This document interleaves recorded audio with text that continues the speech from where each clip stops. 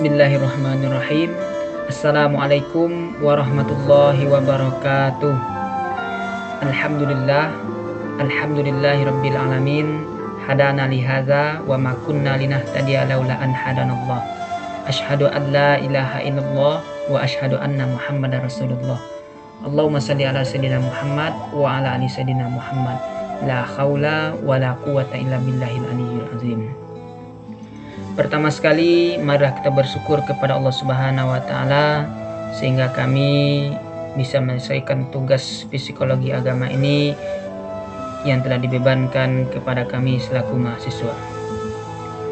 Yang kami muliakan yaitu Ibu dosen Reni Rahmalia MPD SI,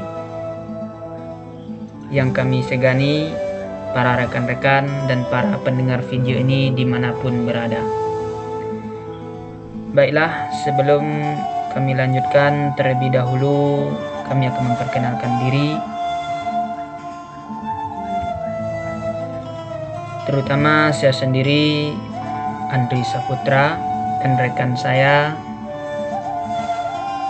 Astri, dan yang satu lagi Rahma. Baiklah, kami tidak akan memanjangkan mukadimah, langsung saja kami akan mempresentasikan makalah kami, yaitu mata kuliah Psikologi Agama dengan judul Perkembangan Keberagaman Individu pada Usia 50 Tahun ke Atas. Usia 50 tahun ke atas itu merupakan salah satu orang yang sudah termasuk dewasa. Istilah dewasa berasal dari bahasa Latin yaitu adults, yang berarti telah tumbuh, yaitu tumbuh menjadi kekuatan dan ukuran yang sempurna atau telah dewasa. Oleh karena itu, orang dewasa adalah individu yang telah menyelesaikan pertumbuhannya dan telah siap menerima kedudukan dalam masyarakat bersama dengan orang dewasa lainnya. Usia dewasa adalah usia ketenangan jiwa, ketetapan hati, dan keimanan yang tegas. Masa dewasa menurut konsep Islam adalah fase di mana seseorang telah memiliki tingkat kesadaran dan kecerdasan emosional, moral, spiritual, dan agama secara mendalam. Secara sederhananya, seorang yang bisa dikatakan dewasa adalah apabila telah sempurna pertumbuhan fisiknya dan mencapai kematangan psikologisnya, sehingga mampu hidup dan berperan sesama orang dewasa.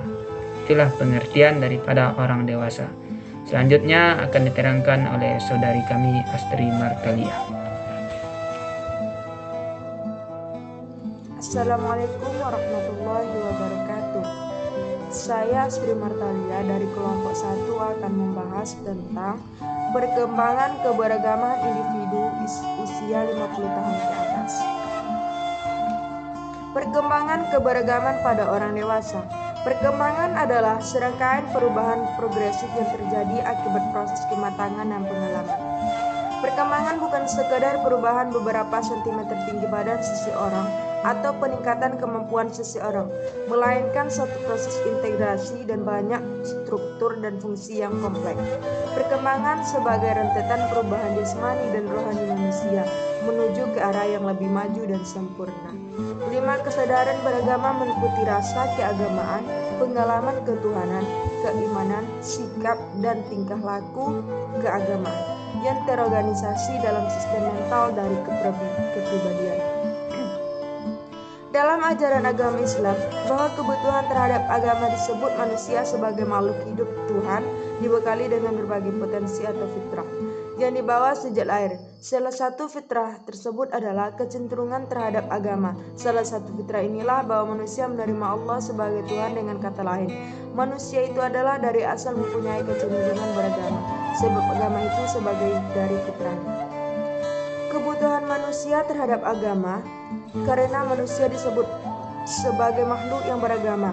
Manusia selalu membutuhkan pegangan hidup yang disebut agama karena manusia merasa bahwa dalam jiwanya adalah suatu perasaan yang mengakui adanya yang maha kuasa, tempat mereka berlindung dan memohon pertolongan. Hal semacam ini terjadi pada masyarakat modern. maupun masyarakat primitif. Dari segi ilmu jiwa agama, dapat dikatakan bahwa perubahan jiwa agama pada orang dewasa bukanlah suatu hal yang terjadi secara kebetulan saja dan tidak pula merupakan pertumbuhan yang wajar, akan tetapi adalah suatu kejadian yang didahului oleh suatu proses dan kondisi yang dapat diteliti dan dipelajari.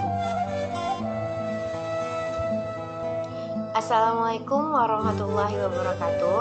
Saya Rahmadani Fitri Adriani dari kelompok 1 akan mempresentasikan hasil makalah kami yang berjudul Perkembangan Keberagamaan Individu pada Usia 50 tahun ke atas, yang mana tadi sekiranya poin A dan B telah disampaikan oleh saudari Asri dan Andri. Baiklah, di sini saya akan membahas tentang poin C-nya, di mana poin C tersebut berisi tentang sikap keberagamaan pada orang dewasa. Masa dewasa merupakan kelanjutan dari masa remaja, dan pada periode ini biasanya manusia sudah mapan secara psikologis. Usia dewasa biasanya seseorang sudah memiliki sifat kepribadian yang stabil. Stabilisasi sifat-sifat kepribadian antara lain terlihat dari cara bertindak dan bertingkah laku yang agak bersifat tetap atau tidak berubah-ubah. Beragama bagi orang dewasa sudah merupakan sikap hidup dan bukan sekedar ikut-ikutan. Kestabilan dalam pandangan hidup beragama dan tingkah laku keagamaan seseorang bukanlah lagi pada kestabilan yang statis, melainkan kestabilan yang dinamis, di mana pada suatu ketika ia mengenal agama, maka di situ dia juga bisa menerima perubahan-perubahan tersebut.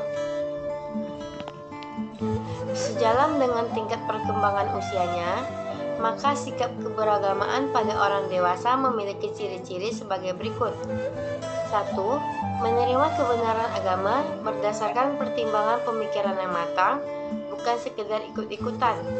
2. Cenderung bersifat realis atau nyata, sehingga norma-norma agama lebih banyak diaplikasikan dalam sikap dan tingkah laku. 3. Bersikap positif terhadap ajaran dan norma-norma agama dan berusaha untuk mempelajari dan memperdalam pemahaman agama. 4. Tingkat ketaatan beragama didasarkan pada grup aja lah nih. 4. Tingkat ketaatan beragama didasarkan atas pertimbangan dan tanggung jawab diri, hingga sikap keberagamaan merupakan realis atau nyata dari sikap hidup. 5. Bersikap lebih terbuka dan berwawasan luas. 6. Bersikap lebih kritis terhadap materi ajaran agama, sehingga kemantapan beragama selain didasarkan atas pertimbangan pikiran, juga didasarkan atas pertimbangan hati nurani. 7. Sikap keberagamaan cenderung mengarah kepada tipe-tipe kepribadian masing-masing, sehingga terlihat adanya pengaruh kepribadian dalam menerima, memahami, serta melaksanakan ajaran agama yang diyakininya. Dan poin terakhir atau ke-8 yaitu terlihat adanya hubungan antar sikap keberagamaan dengan kehidupan sosial, sehingga perhatian terhadap kepentingan organisasi sosial keagamaan sudah berkembang. Nah, itu saja yang bisa saya sampaikan dari poin C-nya. Lebih dan kurangnya saya mohon maaf. Assalamualaikum warahmatullahi wabarakatuh. Ibu dosen yang kami muliakan, para pendengar dimanapun berada, cukup demikianlah makalah kami yang dapat kami presentasikan pada hari ini. Bagi yang kurang memahami, kami persilahkan untuk bertanya di kolom komentar. Selanjutnya kami akan menutup presentasi ini. Lebih dan kurangnya kami mohon banyak-banyak minta maaf. Mudah-mudahan bermanfaat bagi kita semua. Saya Andri Saputra dan rekan saya Astri Martalia dan Rahma. Kami akhiri dengan wabillahi taufik wal hidayah. Assalamualaikum warahmatullahi wabarakatuh.